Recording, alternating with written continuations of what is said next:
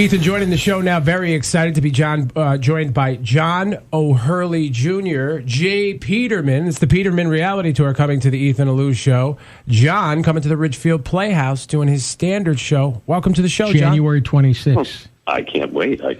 You'll have be a lot of fun. First of all, I'm going to just apologize quickly for my morning show partner, who is just an avid, diehard Seinfeld fan. Mm-hmm. Well, no apologies necessary. Okay. It's a lifestyle more than anything. I know. Really. See. But let's get into your singing. I didn't know that you've been doing this for so long. When did music become a love for you?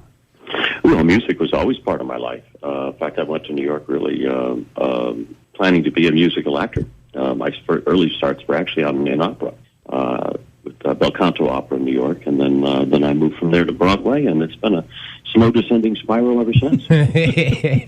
Do you enjoy doing television movies, or do you enjoy being on the stage more? Well, I'd have to say that I really enjoy the live experience of Broadway. I just have a great time there. I love the immediacy of having an audience in front of you, and the audience needs you as much as you need them. It's a wonderful kind of give and take during the evening. And I love the notion of silence. People always say you must love hearing the laughter, and I go, no, I love silence. When you hear an audience be silent, you know that they're listening, right. And you have to command their respect in order for you. An actor earns the right to be silent on stage, and that's what I love. I know that I have done my job if I can take a pause and know that the audience is still listening. That's a very mature point of view on that, and I can't relate because I'm immature. Yes. Well, in radio, you don't want silence. I don't care what. You went to Providence College, huh? Yes, I'm a New England boy, born and bred. Actually born in Maine, went to Providence College, lived in West Hartford, Connecticut, most of my life, and I got my fingerprints all over the states of New England. You were in the Caddy, the Showerhead, the Friars Club, the Bottle Deposit, the Foundation, the Chicken Roaster, the Money, the Van Buren Boys. Some of your episodes on Seinfeld are some of the greatest episodes of all time. Can you reflect back and tell us what you miss maybe most about the experience of doing Seinfeld? Well, I miss the writing. I just have never found anything that's been anywhere near what that's like. There was just such unusual writing, and because it wasn't about jokes. And there wasn't a joke in a Seinfeld script. And if you read a script from cover to cover, you go, this is the number one show on television, and it's a comedy? It's not funny. The scenes are funny. And if you play the scenes honestly and as deeply as you can, then the show becomes funny. But it took me a while to learn that. I kept looking for the jokes, and there aren't any jokes. We all know that most of your scenes were with Julia Louis-Dreyfus, who played Elaine. But you did have some scenes with Kramer, Michael Richards, and was famous, what we all know now, many years later, for being upset with people for flubbing their lines. You know, is this true of Michael Richards? You hear these stories. I mean, I've even seen videos of him getting upset with people messing up their lines. Oh, yeah, I didn't experience that. I mean, I kind of went in letter perfect. I did because I had the Peterman monologues to memorize every week. No, I never experienced Michael's wrath if he had it. I always thought he was just one of the most enjoyable people to talk, because Michael's an artistic temperament.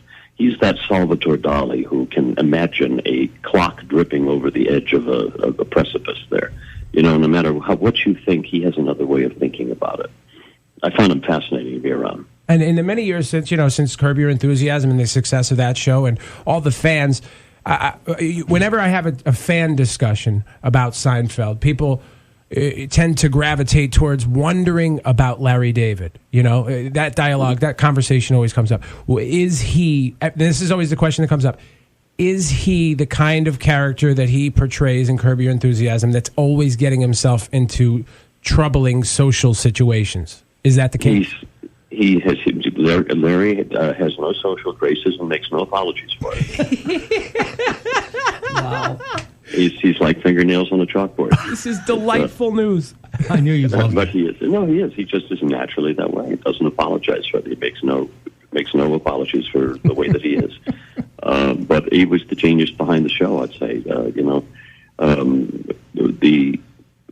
The direction that he gave every scene was profound. I mean, he really was. He was that wonderful sense save a scene or really embellish it some way.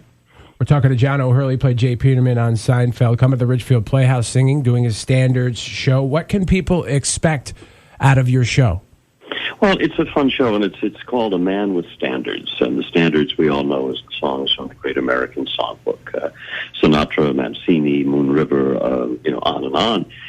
But I use those songs because I grew up in the 50s and the 60s when that was the popular form of entertainment. But it was also a period of time when it was not only the way that we entertained each other, it was the way that it was our manners as well, so the way we related to each other. Luck was a lady, we danced cheek to cheek, and love was a many splendid thing. And today, not so much. Yeah, that's true. And because you're so it's a wonderful way. So what the show is about is I take the stories of my life, and they're very funny. And I use the music of the period to underscore the stories of my life, and it's a lot of fun. It's great music. It's very funny, and there's only one tier. Because you're a New England, you have a New England background, and you love standards so much. I'm going to float a piece of information at you and see if you're familiar with it. Do you remember a show called, and I used to produce it for us locally here, called American Standards by the Sea with Dick Robinson? Oh my goodness! Oh, Dick Robinson, one of the great voices and one of the great radio personalities of the '60s. That's right, Dick Robinson of Connecticut School of Broadcasting. All the records you could steal. That's exactly. Every album ever recorded can be on your lawn tomorrow afternoon. I love that. I love that you know that. You're a huge Standards fan, obviously. This is great stuff. And listen, this sounds like it's going to be a great show. I hope everybody can get out. The tickets are available, ridgefieldplayhouse.org or 203-438-5795. Correct. John O'Hurley, Jay Peterman, Jacoba, we love you. Thank you for a few minutes of your time, and we know it's going to be a great show.